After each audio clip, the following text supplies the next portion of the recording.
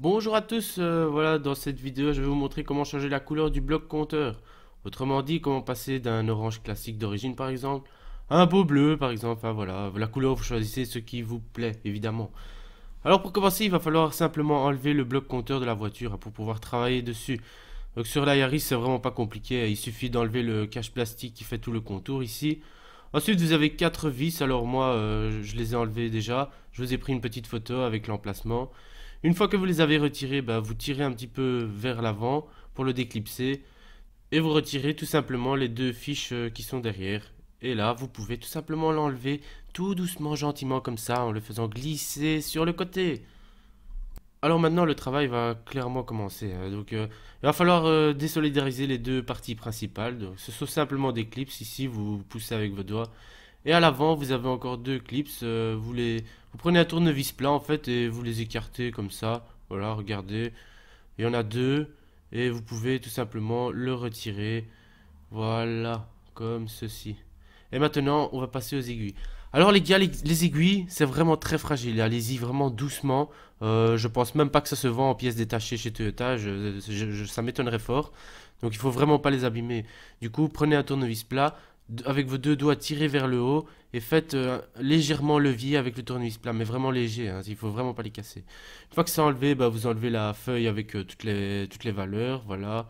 Ça c'est pas compliqué. Vous l'enlevez gentiment comme ça, vous la mettez sur le côté. Et ensuite il y a des vis. Alors les vis, bah c'est pas compliqué. Les vis, hein, vous dévissez toutes les vis. C'est des petites vis en croix. Rien de compliqué. Maintenant l'écran. Alors l'afficheur, pareil, hein, très très fragile les gars. Et je pense pas qu'on puisse à nouveau acheter ça en pièces détachées, hein. Donc vous l'enlevez tout doucement. Si vous pliez les pins, c'est pas grave. Vous les remettez droite après pour le remettre. Alors maintenant, vous pouvez enlever la petite feuille plastique ici. Elle sert simplement à diffuser la lumière sur l'afficheur que vous venez d'enlever précédemment. Et donc maintenant, vous allez pouvoir avoir accès à la carte électronique qui se trouve derrière, sur laquelle sont soudées toutes les LED, hein. Donc dans un premier temps, l'idée en fait, ça va être de prendre un pied à coulisse par exemple, et de mesurer les LED à remplacer. Donc. Enfin une, hein, évidemment, parce que c'est toutes les mêmes. Donc, vous mesurez la longueur, et la largeur et vous allez obtenir deux valeurs. Et ces deux valeurs, en fait, elles vont vous servir à acheter les bonnes LED, quoi. Donc, je vais vous montrer, je vais vous montrer celles que j'ai achetées. Donc, vous pouvez tout simplement aller sur Amazon, par exemple. Vous tapez dans la barre de recherche LED SMD, donc ça c'est le type de LED. Et comme vous pouvez voir, vous avez plusieurs dimensions possibles. Donc moi, chez moi, c'est du 35-28. Et alors je vais vous montrer celle que j'ai achetée. Moi, je me suis pas pris la tête, j'ai acheté les moins chers. C'est un produit chinois, mais c'est très très bien. Euh, Ici, je vous montre quelques photos. Et alors à côté, bah, vous pouvez choisir la couleur, bien sûr. Vous prenez la couleur évidemment qui vous fait envie. Moi, j'ai pris bleu parce que voilà, dans ma voiture, je mets tout en bleu. Après, voilà, hein, vous prenez vraiment ce que vous avez envie. Alors ici, je vous mets simplement une image avec les LED à remplacer entourées en rouge. Vous pouvez vous faire un petit marquage histoire de ne pas être perdu, parce qu'une fois qu'on enlève ce plastique ici, ce plastique blanc, on peut facilement se perdre avec toutes les LED qui sont partout sur la carte. Pour ce qui est du fer à souder, l'idéal c'est vraiment d'avoir un fer à souder réglable comme ici, histoire de pouvoir le régler au minimum pour souder et ne pas abîmer les composants ni la carte. Moi celui-ci je l'ai acheté 10 euros chez Lidl et sur le site de Lidl vous pouvez commander même celui-là à 22 euros, c'est exactement pareil. Alors avant toute chose, il faut que je vous donne une petite explication sur le fonctionnement des LED, ou plutôt sur le branchement. Donc sur une LED, vous avez un pôle positif et un pôle négatif. Il faut savoir que les LED, elles ne laissent passer le courant que dans un seul sens en fait. Et le problème c'est que si vous vous trompez, bah, la LED ne s'allumera jamais. Donc c'est très important de le comprendre ça. Je vais essayer de vous expliquer ça ici par mon petit schéma. Donc en haut à gauche, je vous ai mis une pile de 3,5 volts. Alors vous pouvez prendre n'importe quelle alimentation, pour autant qu'elle se situe entre 3,5 et 5 volts. Vous pouvez même utiliser une prise USB que vous coupez et vous prenez le positif et négatif. Vous prenez ce que vous voulez en fait. Vous pouvez même utiliser un multimètre, c'est ce que je vais vous montrer après parce que ça je sais que tout le monde en a un. Alors si vous faites les branchements dans le bon sens, donc du pôle positif de votre alimentation au pôle positif de la LED et pareil pour le pôle négatif, eh bien la LED va tout simplement s'allumer. Donc comme vous pouvez le voir ici, vous avez le symbole de la LED que vous allez retrouver sur votre carte électronique, hein, à côté de chaque LED. Au moins, comme ça, vous savez dans quel sens la placer. Et par contre, Si vous vous trompez, que vous inversez, eh bien votre LED ne s'allumera jamais puisque le courant ne peut pas passer de la borne négative à la borne positive, ni de la borne positive à la borne négative. Et donc pour déterminer les pôles avec votre multimètre, vous mettez tout simplement sur mesure de résistance, vous mettez la valeur la plus faible, et vous prenez vos deux pinces, alors évidemment qu'elles soient mises au bon endroit sur votre multimètre s'il vous plaît. Donc ici la pince rouge, elle va représenter le pôle positif de la LED, et la pince noire le pôle négatif. Vous les placez sur les bornes de la LED, et si elles s'allument, eh bien ça veut dire que le positif de votre LED est au niveau de la pince rouge, le négatif au niveau de la pince noire. Et si vous les inversez ici, ben vous voyez, ça ne s'allume pas. Donc voilà, maintenant au moins vous savez où est le positif, où est le négatif. Et donc ici, ben, je vous mets simplement le symbole que vous allez retrouver sur votre carte électronique avec les deux pôles qui sont aux bons endroits. Voilà, comme ça vous saurez à chaque fois comment, dans quel sens placer votre LED avant de la souder. C'est vraiment très important les gars, parce que si vous vous trompez, je vous assure, ça va vous emmerder. Et du coup, bah, il reste plus qu'à passer à la meilleure partie, on va dire, hein, la plus compliquée, donc dessouder les LED. Moi, j'ai commencé par dessouder les LED sur ma carte électronique ici. Et donc, pour les dessouder, voilà, vous faites comme ça, hein, vous faites fondre l'étain sous la LED et vous la levez. Pareil sur la bande LED, vous faites pareil. Regardez, là, j'ai essayé de. Bon, je sais que c'est un peu flou, mais voilà, c'est difficile pour moi de filmer comme ça. Donc, vous faites fondre en dessous, vous levez un petit peu, voilà. Faites pareil de l'autre côté. Voilà. Comme ça, vous faites pareil de l'autre côté. Alors regardez comment je tremble, voilà, c'est pas facile. Pour moi, des travaux comme ça, c'est vraiment pas évident. Du coup, je me dis que si moi j'ai pu y arriver sans problème, bah, n'importe qui peut y arriver en fait. Parce que moi on dirait limite, j'ai la Parkinson, tellement je tremble. Voilà. Mais ça va, ça passe. Et pour la remettre, bah, c'est pareil. Vous faites fondre, vous la posez dessus. Vous faites fondre l'étain, vous posez dessus la LED. Et vous allez faire pareil de l'autre côté. Vous faites un petit peu, mais vous mettez un peu de poids dessus. Faites légèrement pression par le haut dessus.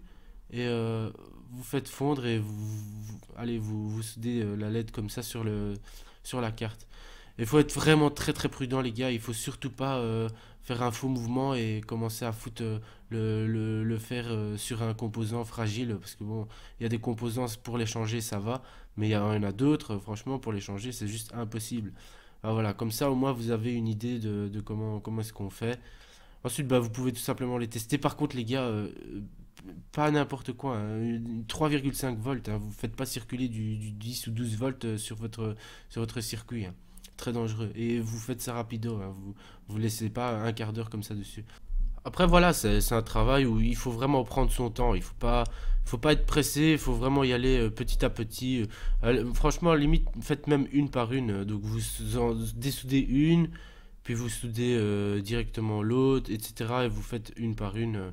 Voilà, tout simplement. Regardez-moi, voilà, franchement, ce genre de travail, c'est vraiment pas mon fort. Les petits travaux comme ça de précision, c'est vraiment pas mon point fort du tout. Mais j'y suis arrivé malgré tout et ça fonctionne très bien. D'ailleurs, ben, je vous montrerai à la fin, je vous montrerai le résultat. Mais voilà, si moi j'y suis arrivé, je me dis que n'importe qui peut vraiment y arriver sans problème. Pour autant qu'on soit allé délicat et qu'on ne pose pas le fer sur un composant fragile, style. Enfin, il y a assez de composants là-dessus qui sont vraiment fragiles. Voilà. Et n'oubliez pas, bien sûr, le fer à souder réglable, c'est très important. Il vaut mieux payer. Vous achetez même le même que moi à 10 euros, ça fera largement le taf. Pas besoin d'acheter un truc professionnel ou quoi. Celui-là, je l'ai depuis des années et il va très bien. Il vient du Lidl, c'est parfait. Simplement, voilà, n'utilisez pas un fer à souder trop puissant parce que à peine vous allez toucher la LED, en fait, elle va cramer. Et alors, pire, vous allez, sur votre circuit imprimé, en fait, il y a une espèce de couche de vernis. Si vous rapprochez votre fer à souder et que vous restez trop longtemps dessus, déjà, même avec celui-là, ça commence à fondre et à devenir liquide. Donc voilà, il faut vraiment, je conseille pour ça de prendre un fer à souder réglable très clairement. Vous pouvez prendre un peu d'étain aussi au cas où il n'y en aurait plus assez, mais moi honnêtement j'en ai pas eu besoin du tout quoi de l'étain, puisque de toute façon il y en a sur la LED, et voilà. Alors après moi ici, avant de tout remonter, j'ai fait un petit essai dans la voiture pour voir que toutes les LED s'allument bien. Je vous conseille de faire pareil, donc vous mettez simplement les deux fiches derrière et vous allumez le bloc pour voir que toutes les LED que vous avez remplacées s'allument comme il faut. et ce sera parfait. Une fois que tout ça est fait, bah, il ne vous reste plus qu'à remonter tout dans le sens inverse hein, du démontage, hein. Donc l'afficheur. Ah oui, avant l'afficheur, il y avait le petit répartisseur de lumière. Vous remettez la feuille avec les valeurs. Alors pour les aiguilles, c'est assez chiant, hein, parce que les aiguilles, il faut les recalibrer. Donc ce que vous faites, c'est que vous la mettez comme ceci. Voilà. Et vous allez simplement la faire revenir comme ça, en la mettant vraiment tout pile sur le zéro. C'est vraiment assez difficile à faire. Moi, j'ai dû le faire en plusieurs fois, je vous l'avoue. Pareil pour le contour, pareil, vous faites exactement la même chose, vous le mettez tout le plus loin possible et vous le faites revenir comme ça sur le zéro, voilà, histoire que ce soit correct, quoi, que vous n'ayez pas un affichage décalé. Ici, pareil pour la jauge de carburant, vous la mettez assez haut comme ça et vous la faites revenir tout simplement vers le bas comme ça. Et une fois que c'est fait, bah, il vous reste plus qu'à remettre la partie du haut. Et c'est fini. Alors voilà le résultat, hein. Moi personnellement j'adore, hein, ça a changé ma vie, hein. D'autant plus que moi je travaille de nuit en fait. Et je conduis ma voiture tout le temps quand il fait noir. Donc forcément moi, pour moi c'était important. Après voilà, j'avoue ça reste gadget quoi. Mais autrement, bah, à part ça, bah, moi je vous souhaite évidemment bonne chance pour le vôtre. Et n'hésitez pas à me donner des retours en commentaire et n'hésitez surtout même pas à m'envoyer une petite photo si vous mettez une autre couleur que moi, histoire de voir qu'est-ce que ça pourrait donner. Sinon, bah voilà, moi je vous laisse là-dessus et je vous souhaite bonne chance pour le vôtre. Ciao, ciao!